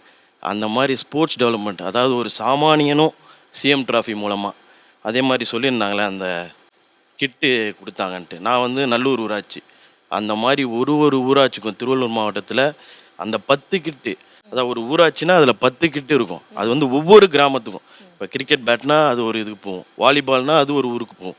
அந்த மாதிரி ஊராட்சியில் இருக்க ஒவ்வொரு இளைஞரும் போகிக்கக்கூடிய அளவுக்கு உதயணம் பண்ணியிருக்கேன். அதனால் வந்து அண்ணன் விளையாட்டுத்துறையில் வந்தது வருங்காலத்தில் இளைஞர்களை மிகப்பெரிய லெவலில், ஆசிய லெவலில், அதாவது இப்போ சொல்கிறாங்க பாருங்கள், ஆசிய லெவலில் போட்டிக்கு அண்ணனால் மட்டும்தான் முடியும். அது எங்கள் இளம் தலைவரால் தான் மட்டும். வணக்கம்மா, நான் மாதவரம் தொகுதியிலேருந்து வரேன். சிவகாமி, சோழவரம் ஒன்றியம். நாங்கள் அவர் வந்து இந்த மழை காலத்தில் துப்புரவாளருங்க கிட்ட இந்த டீ ஸ்நாக்ஸ்லாம் கொடுத்து அணைச்சி அதெல்லாம் பண்ணார்ல, அதெல்லாம் வந்து ரொம்ப பிரமிக்கத்தக்கதாக இருந்தது. 2026 திராவிட மாடல் ஆட்சி தான், நாங்கள் தான் அடிப்போம் கண்டிப்பாக. நாங்கள் மகளிர்லாம் சேர்ந்து போட்டு சேகரித்து நாங்கள் வர வச்சுருவோம்மா. கண்டிப்பாக எங்களால் முடிஞ்சு நாங்கள் நிறைய செய்வோம்மா. என் பேர் வந்து அம்சா. நிறைய பேருக்கு திறமைகள் இருக்குது, தாளந்துகள் இருக்குது, அதை வெளியே கொண்டு வர முடியாமல் ஒரு முடக்கத்தில் முடங்கி கிடந்த இளைஞர்களை தட்டி எழுப்பி இன்றைக்கி வந்துட்டு தமிழகம் முழுவதும் அவங்களுடைய கலைகளை வந்து வெளியே கொண்டு வந்த துணை முதல்வர் அவர்களுக்கு நான் உள்ளார்ந்த மனதார நான் சொல்கிறேன், நன்றி சொல்கிறேன். வருங்காலத்தில் துணை முதல்வர் அவர் தான் முதல்வர் என்பதை நாங்கள் உறுதி கூறுகிறோம். அதாவது 2026 தேர்தலில் வந்து ஓட்டு கேட்க முதலமைச்சரோ துணை முதலமைச்சரோ போக வேணாம், மக்களே வந்து திமுகக்காக ஓட்டு கேட்பாங்க அப்படின்ற அளவுக்கு தான் வந்து உங்களுடைய பேச்சு இருந்தது. வாழ்த்துக்கள் உங்களுக்கு. மறைந்த நம்மளுடைய முத்தமிழறிஞர் கலைஞர் அவர்கள் தான் வந்து திருநங்கைன்ற ஒரு பேர் சுட்டினாரு, நலவாரியம் அமைச்சார். அந்த வழியில் வந்து நம்ம தலைவர் வந்து பொறுப்பேற்ற உடனே அவர் என்ன பண்ணாருன்னு பார்த்தீங்கன்னா, மாநிலத்துக்கான திட்டத்தை தீட்டக்கூடிய திட்டக்குழுல ஒரு திருநங்கை உறுப்பினர் ஆக்குனாரு. சரி, தளபதியார் இப்படி பண்ணாரு, சின்னவர் என்ன பண்ணாரு அப்படின்னு சொல்லி பார்த்தீங்கன்னாக்கா, சின்னவர் வந்து சட்டமன்ற உறுப்பினராக பொறுப்பேற்று சட்டப்பேரவையில் பேசக்கூடிய முதல் விவாதமே சமூக நலன் மற்றும் மகளிர் உரிமைத்துறைக்கு கீழே வரக்கூடிய மானிய கோரிக்கையில் திருநங்கைகள் சார்ந்த ஒரு விவாதத்தை தான் முதல் விவாதமாக அவர் பேசவே ஆரம்பித்தார். அதில் அவர் எப்படி பேசினார் பார்த்தீங்கன்னாக்கா, எங்கள் அம்மா அப்பா என் அண்ணன் தம்பி சொந்த பந்தம் கூட எனக்காக யோசிச்சிருப்பாங்களான்னு தெரியல, ஒவ்வொரு 18 வயது பூர்த்தி அடைஞ்ச ஒவ்வொரு திருநங்கைக்குமே வந்து உதவித்தொகை அதாவது உதவின்னு சொல்லிட்டா கூட அவங்க மனசில் கஷ்டப்படுவாங்கன்ட்டு உரிமை தொகைக்கு வழங்கணுன்ற ஒரு விஷயத்தை வந்து கொண்டு வந்தார். இடஒதுக்கீடுன்ற ஒரு விஷயத்தை திருநங்கைகளுக்கான ஒரு இடஒதுக்கீடுன்ற விஷயத்தை பேசினதும் இந்த திராவிட முன்னேற்ற கழக அரசு தான். நாடாளுமன்றத்தில் பேசின நபரும் திருச்சி சிவா அண்ணன், இந்த சட்டப்பேரவையில் பேசின முதல் நபரும் வந்து அண்ணன் உதயநிதி அண்ணன் அவர்கள் தான். உலகத்திலே 2வது மிகப்பெரிய கடற்கரை வந்து மெரினா கடற்கரை தான். அந்த மெரினா கடற்கரையில் மாற்றுத்திறனாளிகளும் அந்த கடற்கரை காற்றை சுவாசிக்கணுன்றதுக்காக அவங்களுக்கான பாதையை அமைச்சு கொடுத்தவரும் உதயநிதி அண்ணன் அவர்கள் தான். ஆக்சுவலாக அண்ணா அவங்களோட எல்லா செயல்பாடுகளும் பார்த்திங்கன்னா ஒரு இலக்கு நிர்ணயிச்சிருப்பாங்க. இதுதான் என்னோட இலக்கு, அந்த இலக்குக்கான பிளானு செயல்பாடு அதுக்கான என்னென்ன பண்ணணுன்றது ரொம்ப தெளிவாக வந்து செயல்படுத்துவாங்க. அதுக்கு நடுவில் அதை செய்ய விடாமல் என்ன இடையூறுகள் வந்தாலும் யாரோட இன்டென்ஷன், நிறைய பேரோட இன்டென்ஷன் வந்து அதை ஸ்டாப் பண்ணணும் அப்படின்ற மாதிரியான வார்த்தைகள் எல்லாம் வரும். ஆனால் அது வந்து ரொம்ப இயல்பாக கடந்து போயிடுவாங்க. ஒரு பாயிண்ட் டு பாயிண்ட்ல ஒரே ஒரு வேர்டு ஒரு லைன் அந்த மாதிரி ரொம்ப காமெடியாவோ இல்லைன்னா கலாய்க்கிற மாதிரியோ சொல்லிட்டு போயிடுவாங்க. நீ என்ன கஷ்டப்படுத்தணும்னு நினைச்சியா, நீ கஷ்டப்படு, அந்த மாதிரி இருக்கும். ஸோ இங்கே இப்போ இருக்கிற பெண்கள் எல்லாருக்குமே அது வந்து நிஜமாவே ஒரு முக்கியமான இன்ஸ்பிரேஷன். எங்களோட இலக்கு தெளிவாக இருக்கணும், அந்த இலக்குக்கான எங்களோட பிளான் வந்து ரொம்ப கரெக்டாக இருக்கணும். அதுக்கு நடுவில் யார் வந்து எங்களை மூளையில் உட்கார வைக்கணும்னு நினச்சாலோ இல்லை நீ இதை செய்யக்கூடாதுன்றதுக்காக எங்களை மனசளவில் பாதிக்கப்படணும் அப்படின்னு நினச்சாலுமே அதை எல்லாத்தையும் கடந்து தூசு மாதிரி இல்லை நீ என்ன சொல்கிறியா, சரி ஓகே நீ அவ்வளோதான் அப்படின்ற மாதிரி மனதில் எடுத்துக்காம ரொம்ப அசால்ட்டாக அதை ஹேண்டில் பண்ணுறதை வந்து நான் அவரை பார்த்து கற்றுக்கிட்டே இருக்கேன். அண்ணனோட பெயருக்கு பின்னால் இருக்கிறது வந்து நிதி இல்லை, அது நீதி, மக்களுக்கான நீதி, சமூக நீதி, ஒடுக்கப்பட்டவர்களுக்கான நீதி. அண்ணன் வந்து எப்படி அவங்க தான் என்னோட இன்ஸ்பயர். நான் வந்து அரசியலுக்குள்ளே வந்தபோது காலேஜ் படிக்கிறதுலேருந்து அவர் தான் என்னோட இன்ஸ்பயர். எதுக்காகன்னு கேட்டிங்கன்னா, அவர் வந்து சின்னவர் கிடையாது, அது நமக்கானவர், அவர் வந்து நம்மவர். நம்முடைய முதல்வர் அவர்களே சொல்லியிருப்பாங்க, அவர் வந்து முதல்வருக்கான துணை இல்லை, மக்களுக்கான துணை அப்படின்னு சொல்லியிருப்பாங்க. பேரறிஞர் அண்ணா வந்து 1949 செப்டம்பர் 18 வந்து கட்சி தொடங்கும் பொழுது ஒரு வரி சொன்னாங்க, நான் வந்து இப்போ ஒரு ஒட்டு மாவிதையை நடுறேன், அந்த விதை வந்து துளிர்க்கும், மரமாகும், பூ பூக்கும், காய் காக்கும், கனியாகும், அந்த கனியை புசிப்பதற்கு நானும் என்னுடைய தம்பி கருணாநிதியே இருக்க போதில்லை, ஆனால் அந்த மரநிழல்ல தமிழ் சமுதாயம் மானத்தோடு வாழும் அப்படின்னு பேசினார். ஆரிய சமுதாயம் வந்து அதன் மீது கல்லெறியும், அப்பொழுதும் அது வாழும் அப்படின்னு பேசினார். அண்ணன் அவர்கள் சொன்னாங்க, அவ்வளோ பெரிய ஆலமரத்தை வெட்டுறதுக்கு வந்து பிளேட் எடுத்துகிட்டு வரீங்களே அப்படின்னு சொல்லிட்டு ஒரே வரியில் டக்குன்னு முடிச்சு விட்ருவாங்க. அது எவ்வளோ பெரியதான் சரி டக்குன்னு முடிச்சு விட்ருவாங்க. அந்த இது வந்து எனக்கு ரொம்ப பிடிச்சிருந்துச்சு. ஒன்று சொல்லணும், கலைஞர் அவர்கள் வந்து ஸ்டாலின் நம்மளோட முதல்வரை பற்றி சொல்லும் பொழுது ஸ்டாலின் என்றால் உழைப்பு உழைப்பு உழைப்பு அப்படின்னு சொன்னாங்க. ஒருவேளை தலைவர் தளபதி அவர்கள் வந்து அண்ணனை பற்றி சொல்லியிருந்தா உதயநிதி என்றால் நேர்மை நேர்மை நேர்மை அப்படின்னு சொல்லியிருப்பாங்க. தனக்கு கொடுக்கப்பட்ட பதவிக்காண்டி என்னோட பொறுப்பை வந்து கரெக்டாக நேர்மையாக செய்யணும் அப்படின்னு வந்து நிற்கிறாங்க. ஒரே வரியில் சொல்லணும் அப்படின்னா, தமிழ்நாடு இளைஞர்களுக்கு மட்டுமல்ல தமிழ்நாடு மக்களுக்கெல்லாம் கடைத்தேற்றம் காண வைக்கும் கல சூரியனாக விளங்கிக்கிட்டு இருக்கிறாங்க. இந்த சூரியனுக்கு உதயம் மட்டும்தான் இருக்கு, அஸ்தமனம் கிடையவே கிடையாது, அது என்றைக்கும் நடக்காது, மேற்குன்ற பக்கமே அங்கே கிடையாது. ஒரு செஸ் ஒலிம்பியாட் நடத்துறதோ அல்லது ஒரு முதலமைச்சர் கோப்பைக்கான போட்டி நடத்துறதோ இல்லை இன்னைக்கு இப்போ நடந்துகிட்டு இருக்கு 42 நாடுகள் பங்கேற்கிற 150க்கும் மேற்பட்ட போட்டியாளர்களோட சென்னைக்கு அருகில் மகாபலிபுரத்தில் பீச் வாலிபால் நடந்துட்டு இருக்கு. ஸோ இந்த மாதிரி போட்டிகள் நடத்துறதுலாம் ஒரு பெரிய சாதனையாப்பா அப்படின்னு கேட்டிங்கன்னா, உங்களுக்கு நான் ஒரு செய்தி சொல்கிறேன், ஒரு விஷயத்தோட கம்பேர் பண்ணி பாருங்க. என்னன்னா, எத்தனை பேருக்கு தெரியும்னு தெரியல, பட் மாண்புமிகு MP ஐயா அவர்களுக்கு தெரிஞ்சிருக்க வாய்ப்பு இருக்கு. 2022 ஆசிய கால்பந்து போட்டிக்கு ஒரு டீம் தேர்ந்தெடுக்கிறாங்க, இந்தியா சார்பில் போட்டி போடுறதுக்கு. ஆக்சுவலாக ஒரு போட்டிக்கான விளையாட்டு போட்டிக்கான டீம் தேர்ந்தெடுக்கிறாங்க அப்படின்னாலே நம்ம எல்லாருக்குமே தெரியும், அந்த வீரர்களை போட்டி போட வச்சு அவருடைய திறமையின் அடிப்படையில் அவர்களை வந்து தேர்ந்தெடுப்பாங்க. ஆனால் 2022 ஒன்றிய அரசு அந்த தேர்வு எப்படி பண்ணுச்சுன்னா, அந்த லிஸ்ட்ல இருக்கிற எல்லா வீரர்களுடைய பெயர் மற்றும் பிறந்த தேதியை கொடுத்து ஒரு ஜோசியக்காரர்கிட்ட கொடுத்து, அந்த ஜோசியக்காரர்கிட்ட போட்டி நடக்கிற நாள் அப்போ இவங்களுக்கு ராசி எப்படி இருக்குன்னு பாருங்க, இவங்களுக்கு நல்ல ராசியா இருந்தா இவங்களை நம்ம போட்டியில சேர்த்து விடலாம்னு சொல்லிட்டு ஒன்றிய அரசு இப்படி சில வீரர்களை போட்டியாளர்களை தேர்ந்தெடுத்து அதில் பல திறமையான போட்டியாளர்கள் அந்த லிஸ்ட்ல இல்லாம போய் யாருன்னே தெரியாத சில பேரை அந்த லிஸ்ட்ல சேர்த்து இப்படி ஒரு குளறுபடிலாம் நடந்து இந்தியா சார்பில் அன்னைக்கு ஒரு ஆசிய கால்பந்து போட்டி நம்ம நடந்தோம். இன்னொன்று, இந்த மாதிரி எங்களை வந்து பாலியல் சீண்டல் கொடுக்குறாங்க அப்படின்ட்டு இந்த நாட்டினுடைய தலை சிறந்த வீராங்கனைகள்லாம் போராடும் போது எங்களுக்கு இந்த நாட்டினுடைய விளையாட்டு வீரர்கள் தேவையில்லை, இந்த நாட்டினுடைய விளையாட்டு வீராங்கனைகள் தேவையில்லை, நீங்கள் வாங்கின விருதுகள் தேவையில்லை, உங்களால் இந்தியாவுக்கு கிடைச்ச புகழ் பெயர் எதுவுமே எங்களுக்கு தேவையில்லை, எங்களுக்கு வந்து ஒரு பாலியல் சீண்டல் குற்றவாளி தான் தேவை அப்படின்ற ஒரு முடிவை எடுக்கிறாங்க. ஸோ இதெல்லாம் நடந்துகிட்டு இருக்கிற அதே கால சூழல்ல இங்கே தெற்கே தமிழ்நாட்டில் ஒரு விளையாட்டுத்துறை அமைச்சர் அவர்கள் விளையாட்டில் பங்கெடுத்து அந்த விளையாட்டுத்துறையை சாதிக்கிற ஒரு வீரர்களுக்கும் வீராங்கனைகளுக்கும் அரசு பணிகளில் 3 விழுக்காடு இடஒதுக்கீடு ஒதுக்கி அதனுடைய முதல் 100 அரசாணைகளை சமீபத்தில் வழங்கவிருக்கிறாங்க. 100 அரசு பணியாளர்களாக விளையாட்டு வீரர்கள் இப்போது பதவியேற்கவிருக்கிறாங்க. ஸோ இந்த 2 நிகழ்ச்சியுமே நம்ம கம்பேர் பண்ணி பார்த்தாலே தெரியும் விளையாட்டுத்துறையில் இவர் செய்கிறது எவ்வளோ பெரிய சாதனைன்ட்டு. சிம்பிளாக ஒரே வார்த்தையில் சொல்கிறேன், எந்த ஒரு நாட்டில் இல்லை எந்த ஒரு ஊரில் கல்வியும் விளையாட்டும் எல்லாருக்கும் சமமாக போகுதோ அந்த ஊரில் அந்த நாட்டில் இருக்கிற சிறைச்சாலைகளுடைய கதவுகள் திறக்கப்படும். கல்வியும் விளையாட்டும் மக்களுக்கு பொதுவாச்சுன்னா அங்கே யாருமே கைதிகளாக மாட்டாங்க, யாருமே குற்றவாளிகளாக மாட்டாங்க.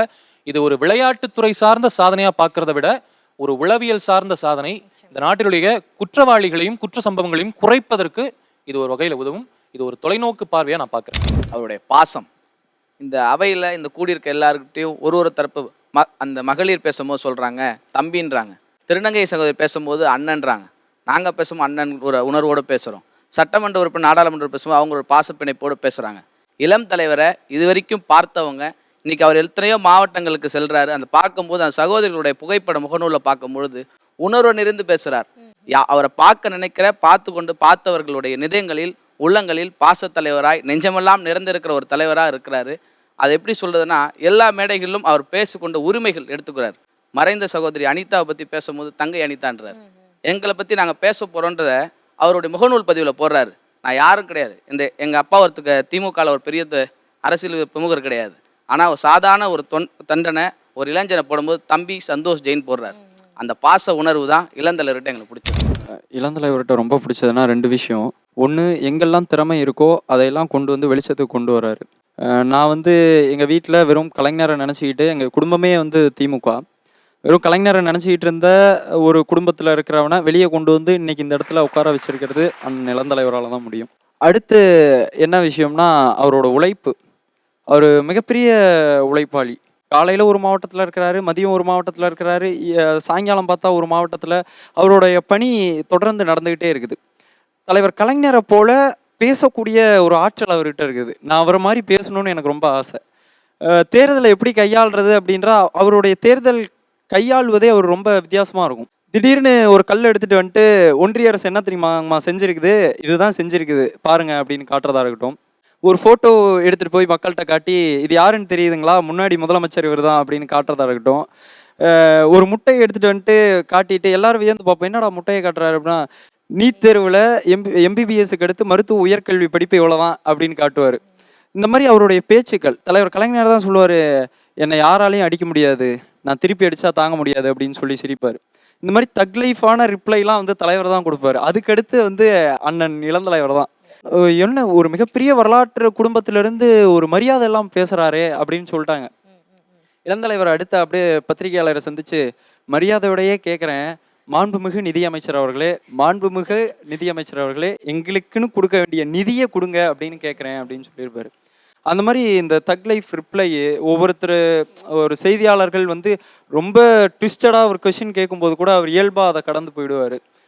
அந்த மாதிரி பத்திரிகையாளரை சந்திக்கிற விதம் இதெல்லாமே வந்துட்டு ரொம்ப எனக்கு பிடிச்ச விஷயம். ஸோ என்ன வந்து இப்படி கேட்டிங்கன்னா நான் ஒரு விஷயம் சொல்வேன், அவர் கொடுக்குற மரியாதை எல்லாருக்குமே வந்து ஈக்குவலான ஒரு மரியாதை வந்து அவர் கொடுக்குறத பார்க்க முடியுது. அவரை விட வயதில் சின்னவங்களாக போனாலும் சரி, முன்ன பின்ன தெரியாதவங்க போனாலும் நின்று என்னாச்சு சொல்லுங்கள், ஓ அப்படியா நான் பார்க்க சொல்கிறேன் பண்ண சொல்கிறேன், அவர் கொடுக்குற அந்த மரியாதை வந்து ரொம்பவே அட்ராக்ட் பண்ணுது அப்படின்னு தான் சொல்லணும். சார், அவர்கிட்ட நீங்கள் பார்த்து வியக்கக்கூடிய விஷயங்கள் சார். எனக்கு பிடிச்சது என்னென்னா அவரிடம் உள்ள கொள்கை ஈடுபாடு, உறுதியான கொள்கை ஈடுபாடு, போராட்ட குணம். நம்முடைய தலைவர் தளபதி மற்றும் முத்தமிழ் அறிஞர் கலைஞருக்கு சமமான உழைப்பு. அது மட்டும் இல்லை, இப்போ நடத்துகிற ஃபங்க்ஷன் எல்லாமே விளையாட்டுத்துறை சார்பாக நடத்துகிற ஃபங்க்ஷன் எல்லாமே என்னென்ன எவ்வளோ இளைஞர்கள் சொல்லியிருக்காங்க. நவீன யுக்திகளை பயன்படுத்தி அதை இளைஞர்களை கவரக்கூடிய அளவுக்கு, அவர்களுடைய சிந்தனைகளை தூண்டக்கூடிய அளவுக்கு, ஊக்கப்படுத்தக்கூடிய அளவுக்கு நடத்துகிற விதம், இதெல்லாம் எனக்கு ரொம்ப பிடிச்சி. முத்தமிழறிஞர் கலைஞர் அவர்கள் வந்து தம்பி சொன்ன மாதிரி தலைவர் அவர்களுக்கு உழைப்பு உழைப்பு உழைப்பு.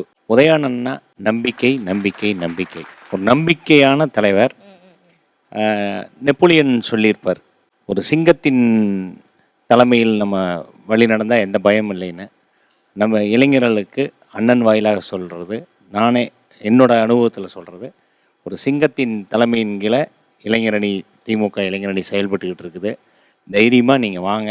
உங்களுக்கு நம்பிக்கையாகவும் பாதுகாப்பாகவும் உங்களுடைய உரிமையை மீட்டெடுக்கக்கூடிய ஒரு இளம் தலைவராகவும் அவர் எப்போவுமே இருப்பார்னு கேட்டு அண்ணனுடைய பிறந்தநாளுக்கு வாழ்த்து தெரிவித்துக் கொள்கிறோம். நன்றி. அதாவது மாண்புமிகு துணை முதலமைச்சர் அவர்கள் நம்மளுடைய தமிழ்நாடு முதலமைச்சர் அவர்களுக்கு மட்டும் துணையாக இல்லாமல் திராவிட முன்னேற்ற கழகத்துக்கே துணையாகவும், இளைஞர்களுக்கு வந்து துணையாகவும், தமிழ்நாட்டு மக்கள் வாழ்வாதாரத்தில் உயர்றதுக்கு வந்து துணையாகவும் தமிழ்நாட்டு துணை முதலமைச்சராக தொடர்ந்து உழைத்து இருக்கிறார் அப்படின்றத வந்து சொல்லி இந்த நிகழ்ச்சியை வந்து நிறைவு செய்யலாம். மாண்புமிகு துணை முதலமைச்சர் அவர்களுக்கு வந்து இனிய பிறந்தநாள் வாழ்த்துக்களை வந்து இந்த நிகழ்வின் மூலமாக தெரிவிச்சுக்கலாம். நன்றி. நிகழ்ச்சியில் கலந்துக்கிட்ட அத்தனை பேருக்குமே நன்றி.